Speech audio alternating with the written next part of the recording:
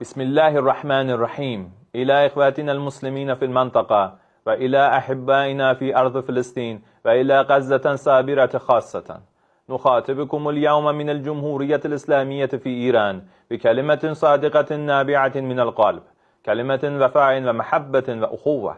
لقد ظلت الأمة الإسلامية وقضية الشعب الفلسطيني حيتين في وجدان الشعب الإيراني المسلم، وبقي اسم فلسطين منذ الأيام الأولى لانتصار الثورة منغوشا في وعينا راية للحق الذي لا يسقط أبدا، وللشعب الذي لا تهنه المحن مهما قست.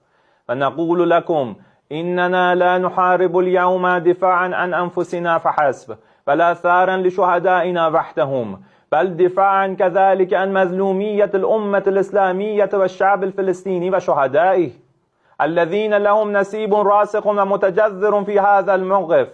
فما كانت فلسطين يوما قضية شعب بمفرده، بل كانت وما تزال وستبقى إلى الأبد قضية كرامة وحق وعدالة، وقضية الأمة الإسلامية جمعاء.